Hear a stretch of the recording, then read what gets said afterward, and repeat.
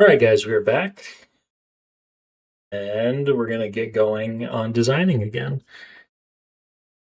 We should be able to fly fast in theory. I got held up because my computer just was not behaving properly with my recording and my editing software, and it just created a bunch of headaches. And then I got super busy at work. But I've got Windows now, which I was planning on getting.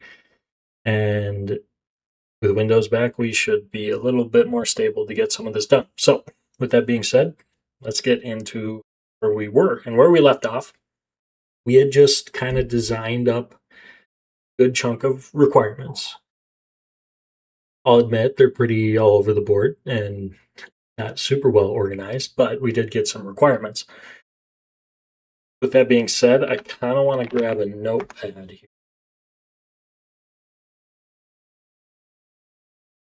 And I want to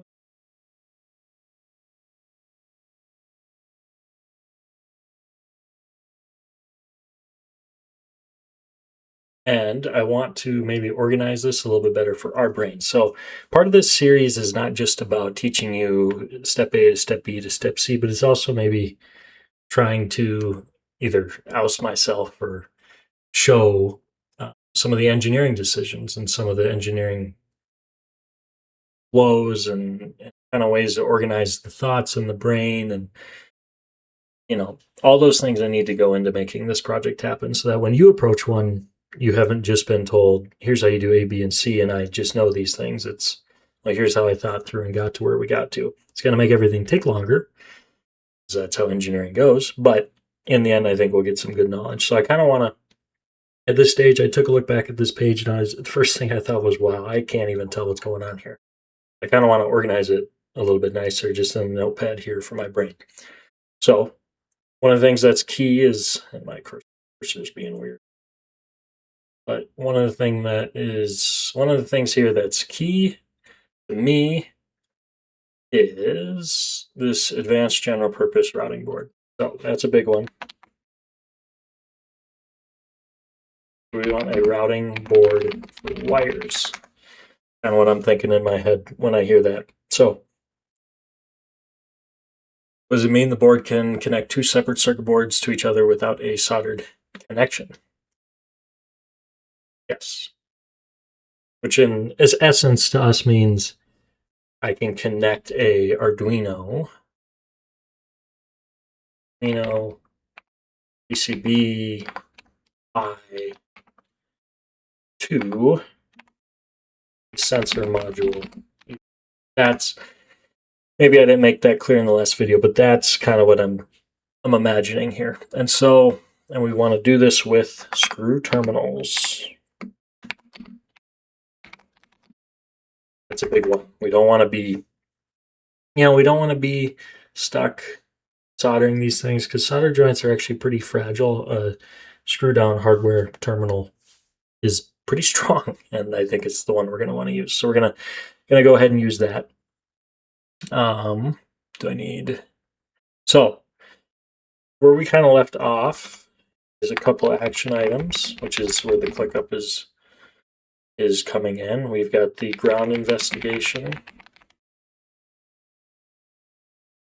We've got the current sensing.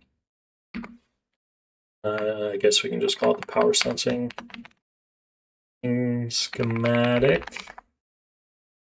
And then we've got logging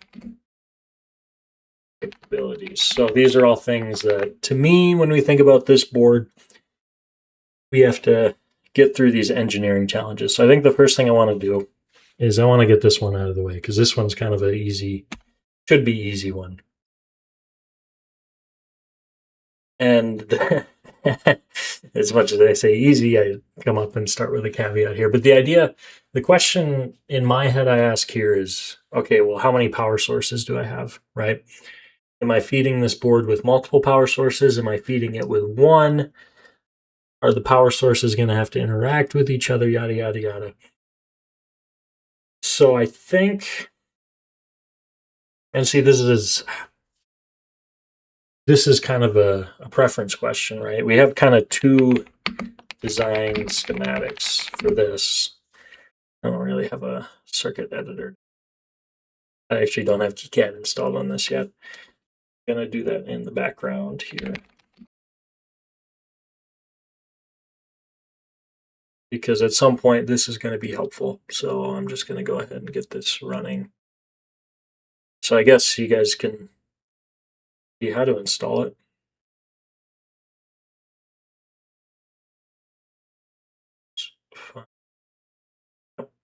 Okay. That's downloading. So to me, there's kind of two design schematics for grounding. We can have two power sources, which one would be a 5-volt battery and 3.3 volt battery. And then we can have all 5-volt sources separate, all 3.3 volt sources separate. So we can do it that way.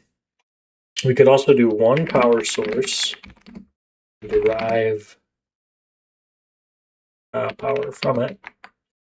Power source of probably 5 volts. It's always easier to step down than step up. One power source of 5 volts. You can step up, but it's a buck converter and it's really big. One power source of 5 volts with step down to 3.3 volts. And I think there's potentially advantages to the two. One of the is probably, I guess I don't really know when you'd use two separate power sources and separate the grounds for that. You may not even want to separate the grounds for that. So well, see, there we go. I don't think we'd want to separate the grounds because we would never want to separate the grounds for a system, to me, that has a shared, that will ever be sharing a data line between them. So if we have the Pi,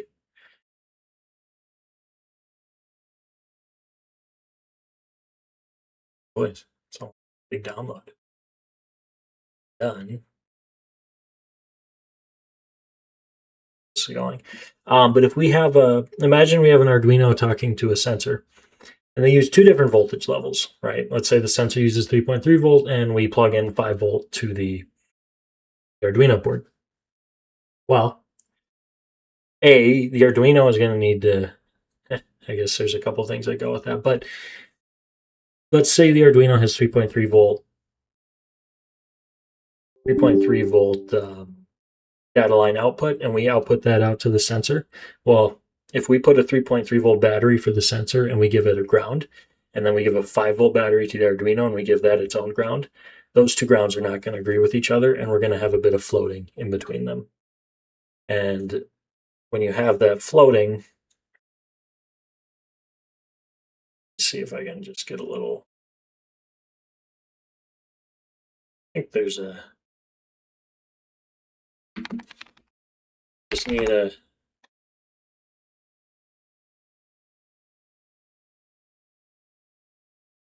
this is the one I want. Yep. So imagine you have a voltage over time here. And let's say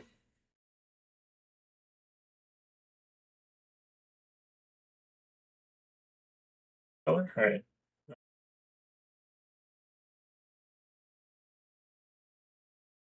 Let's say you got your 5 volt and your 3.3.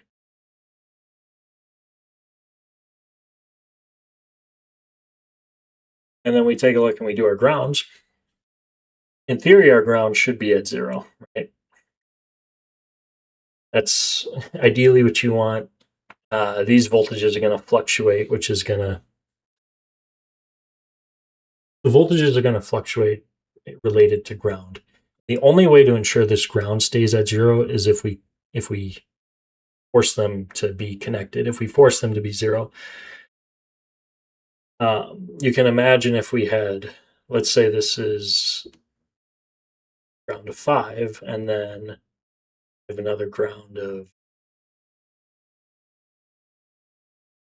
3. Well, this maybe will be a little bit higher, this ground, than this one. And so now 3.3 volt is to here. Now I think about why this is going bad. But if you think about this difference in electricity or voltage, this is still going to be 3.3 volt. But now this is going to be closer to, let's say that's up 0.2 volts. Now that's going to be 4.8. And so some of the times that's all right. You can imagine on a data signal, you're going to have something like a square wave. This is a typical data for you. Yes, that's an ideal source.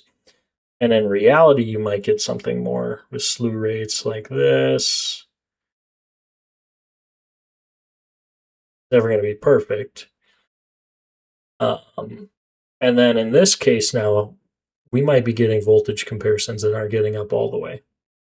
Right? And sometimes they're getting there and sometimes they're not.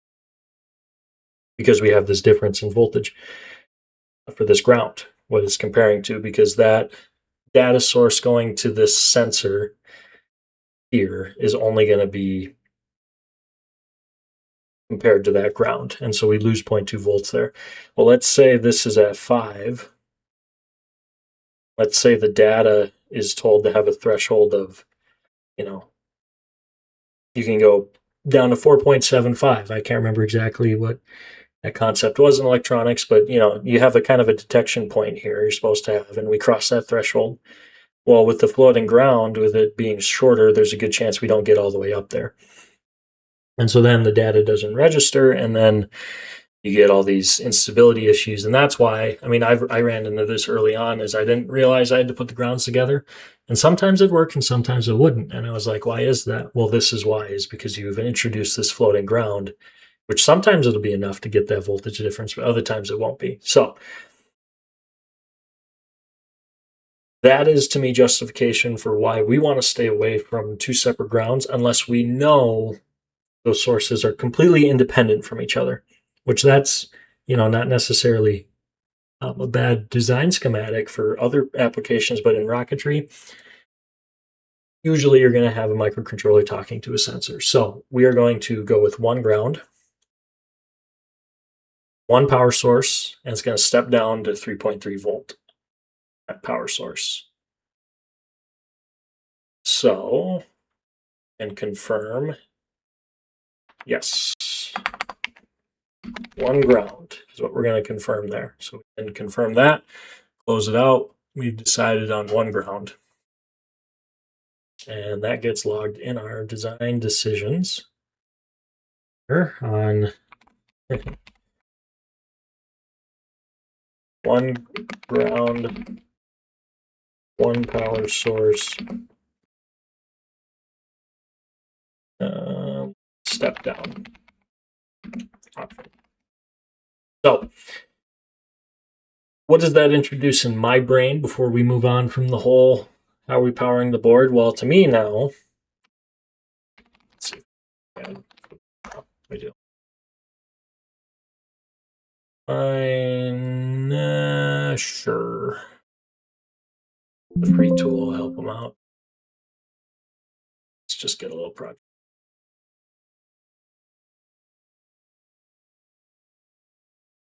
Actually, we'll call this whiteboard. All right, so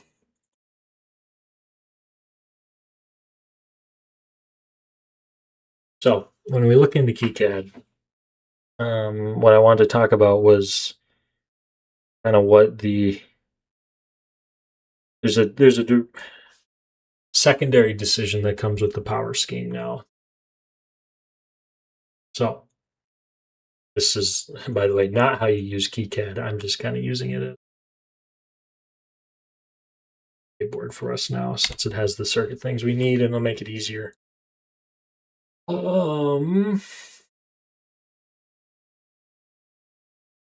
Source here.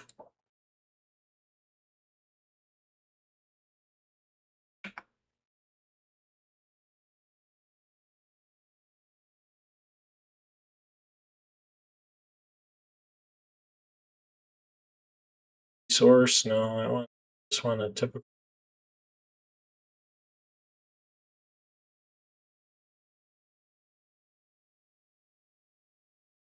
These are the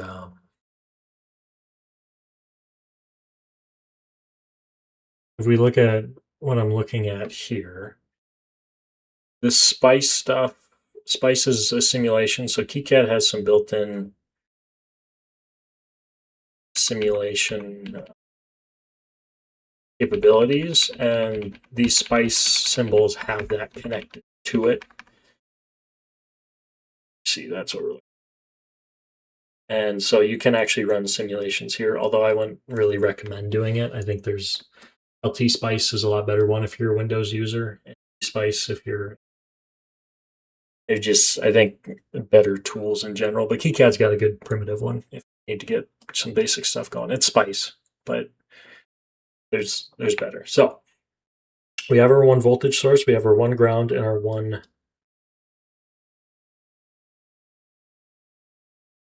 ground and one power source.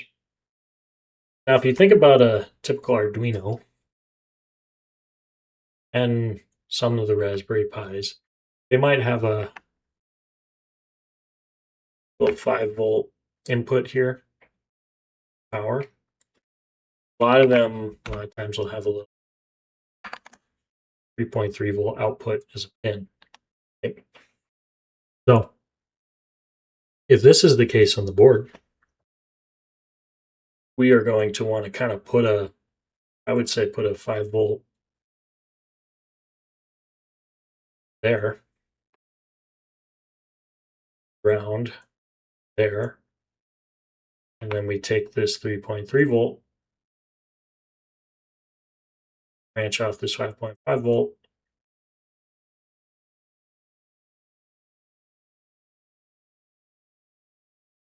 and we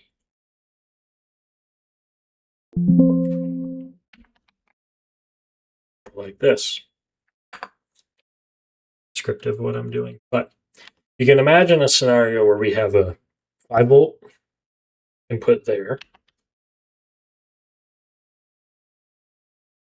and then a 3.3-volt input here on a PCB. Those are our two power rails, and then we should ground it. I'm talking about grounding. We ground it. Whenever you're doing schematic stuff, all caps is always better than not all caps. Goes up clear. But so we've got our PCB, we've got our power rail 5-volt, power rail 3.3-volt, and a ground to this printed circuit board. But you can see how we went from deriving this 3.3-volt off of this Arduino. You can imagine this is, call it a microcontroller unit for now. So this works great. A lot of boards have this, especially if they're powered by 5-volt. Now, some boards might not be. Some boards might even be powered by 5 volts. Or 3.3-volt. I don't know. Have I seen any 3.3-volt? Usually boards are powered by 5-volt because they have a USB, and USB is almost always 5-volt coming out of a computer. And so they always have to step it down anyway. Actually, I think USB in general is standardized to 5-volt. So this is very typical. But I think this board, we do it this way, we inherently limit our ability to use this printed circuit board for other applications outside of this situation. So the question is, and this is something you'll learn pretty quickly in circuit design of systems like this, is okay, and you can expand infinitely into many different possibilities. And you always have to ask yourself, am I scoping it to too much, or am I doing what it's intended of me? For this case, I'm okay expanding the scope a little bit, because technically, if the goal is to connect two printed circuit boards together, I have not achieved that in its fullest, and I'll show you why. So I'm going to grab another one of these diagrams here. this guy here. Now, suppose I should make this the right.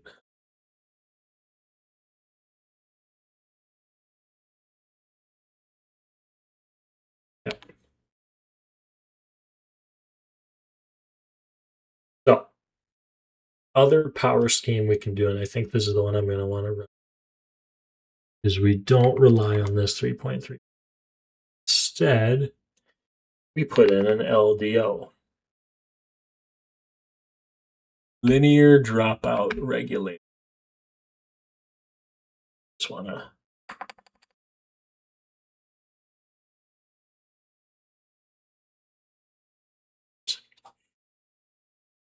this will be something I'll probably explain a little better when we get into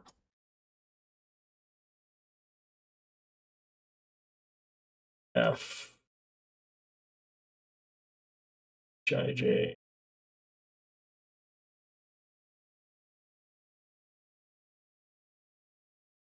What's R?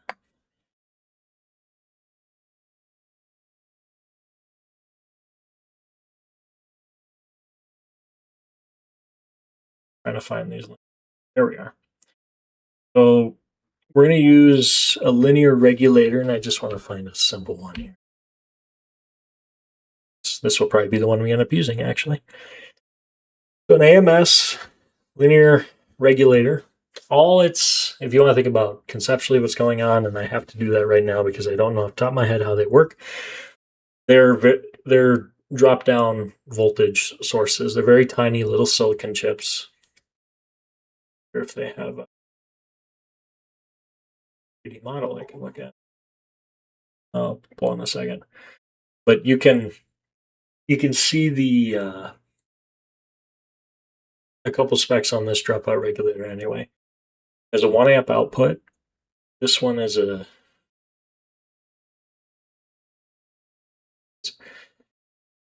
what they do is they take in a voltage range of inputs and they always fix it to an output that's defined by a number. So for these AMS 1117s, I use these a lot. I've had to think about using them a little bit less in some cases because 1 amp isn't a lot all the time, but especially when you're doing SD card work.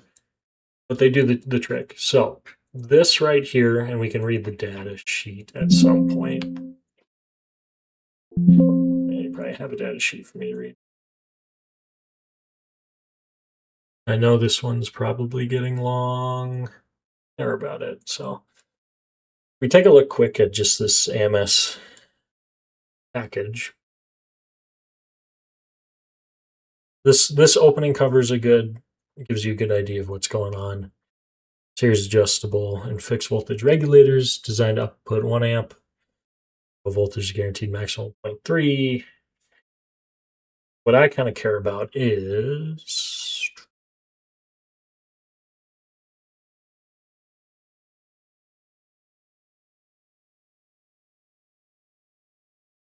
on this before. Oh, here we go. So this, if you take a look at this, the output voltage. So reference voltage. What's my input voltage? Oh, here it is. So these are the maximum ratings. The most voltage I can stick into this guy's 15 volts. Good. We're going to be at 5. So I like that. And then for this output voltage, I want to get to 3.3 volt. Well, that's going to be this 3.3 package right here. It seems simple. What helps is I knew about this already. And that's part of design. And now you know about it and you can use this as a base in your designs. And I didn't know about this. I was told it, right? I didn't just find it. But the idea is now, okay, we can, I guess, I don't even know if I've explained fully what it does, but all it does is it takes an input voltage, drops it down to a defined output voltage. If we grab this 3.3 module like we have, we can drop it down to 3.3 volts. And now what we can do, our diagram is we can ground it. Put this there.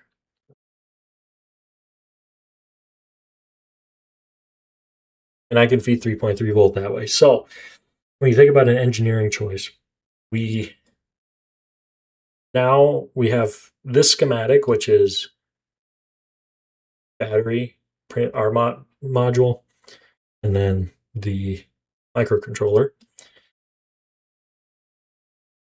And we were stuck to needing this 3.3 volt from the microcontroller, and we're stuck to whatever that output is. Well, now, and a lot of times that would be, a couple hundred milliamps, maybe more, maybe less.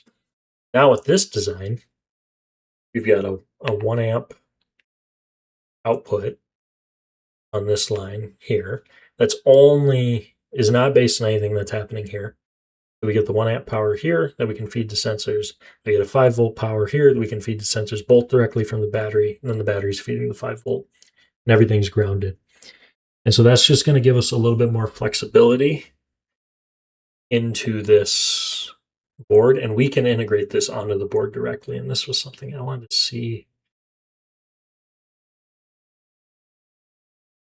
Say I can see it's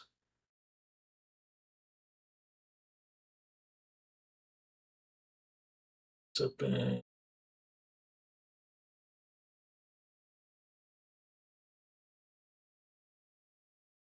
do it. Yes, I can. Sweet. So this will give you an idea. So this is all this guy is. You've probably seen this before if you look closely enough. And we're going to stick this guy onto our printed circuit board. We're going to have GLC PCB solder it on there. This little dot triangle here usually means this is the input. It's a VI, probably pin 3. This is our ground usually 9 times out of 10. This is a heat dissipation around that as well, as far as I know. And then we have the out here, and this will go then into our terminal. I guess not even our terminal, our printed circuit board. We'll have one 5 volt in and then get it out.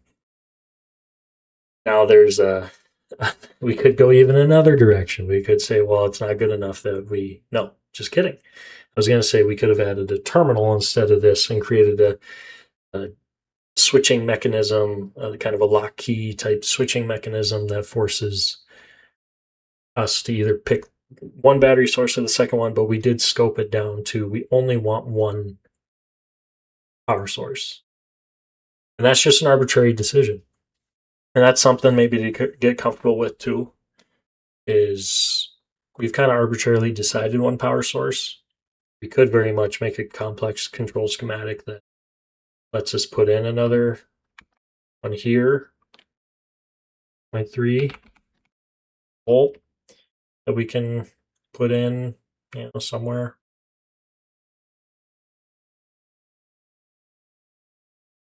We can do like would probably be a single pole double throw. Ideal board. We can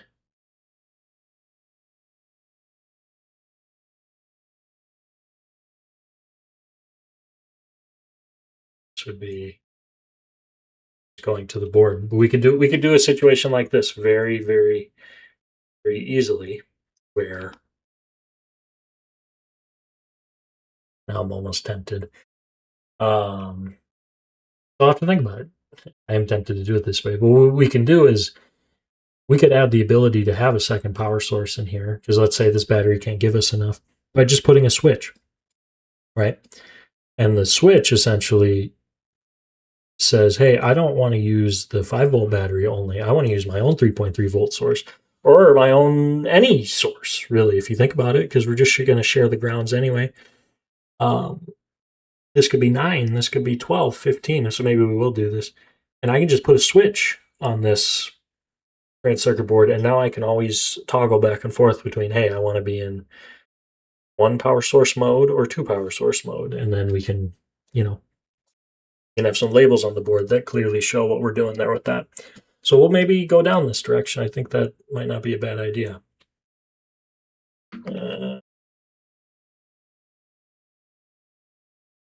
Change a design decision here. 1 power step down option, or 2 power sources, 1 ground. Use single pole double throw switch. Single pole double throw, for those maybe that don't know it, all it is 1 pole is single pole,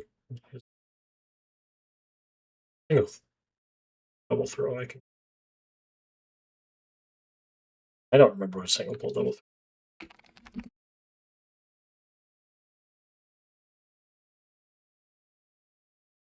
It's a single input to 2 possible output. Okay, yep. So we take a singular input, which in this case is just going to be a switch. So this isn't.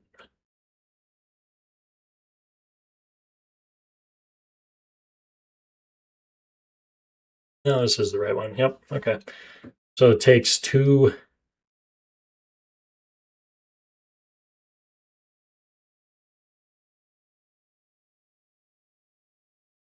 possible. I don't know if that's necessarily right.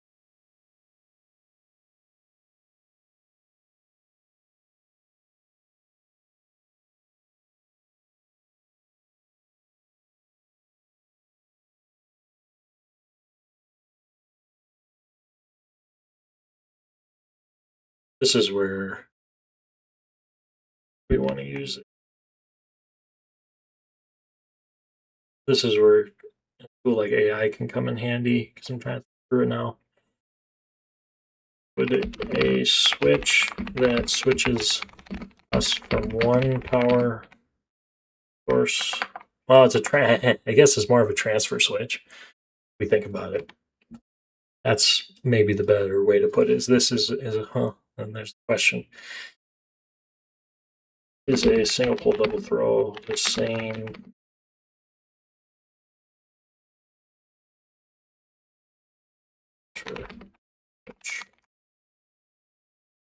I think it is. Transfer switch essentially says I want to switch from one power source to the other one. And that's more of a power systems type thing. But I want to make sure I have my terminology right here. I want to make sure this is the right diagram. Yeah, theoretically they're identical. That's what I thought. So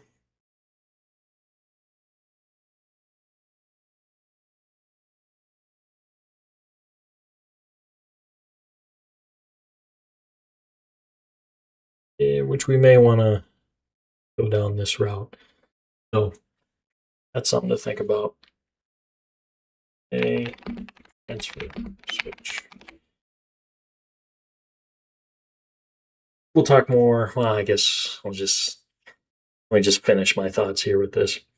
Single pole double throw, you get arcing between the two. At low voltages, maybe isn't that big of a deal, but you know, and the reason you get arcing is because you switch between these two terminals, and as you're switching, some current, especially in high voltage situations, you're going to get a tiny bit of arcing as you come off it, and then you'll snap on here, and you get a tiny bit of arcing as that voltage potential tries to connect. It'll essentially try to connect the circuit before you close it completely. And so in a transfer switch, you get a open, break, connect. So I guess the arcing is more you're worried about arcing between these two. And the break in between cuts it open. I think that makes a little bit. Essentially, we want to make sure that the 2 power inputs are insulated. So maybe there's a better transfer switch in this case. Or we can enforce people to not switch while in operation. We can say it is unsafe to do this and you might damage the board, right? I won't damage the board, but you might. So if we don't do it, if not, then warning switching is use. So all that is to say, I think that's our ground.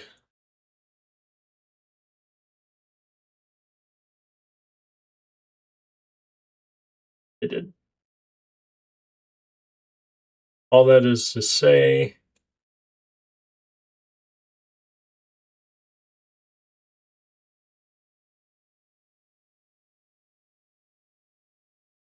with transfer switch or separate source.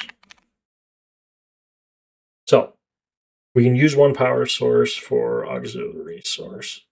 One main power source, separate auxiliary power source. So kind of to wrap up the engineering thought here for a second, where are we left with? We're left with a board right now that's going to let us get away with a design of one input with two separate voltage levels, or two separate voltage inputs with two separate voltage levels that we then can connect up to our microcontroller. And by the way, to tidy it all up, this source might be this MCU if we really want to do it that way. We don't have to use this regulator if we don't want to. Pull it out of there. It's a little silly because it's, I mean, there to me would be no point, but you know, you'd just be swapping this regulator out for this one essentially. But we can do it that way. So this is the way we're going to do it. All things considered. And this might be something I want to snap a picture of now.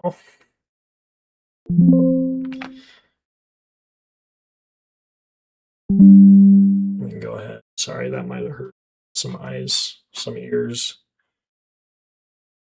That to go to.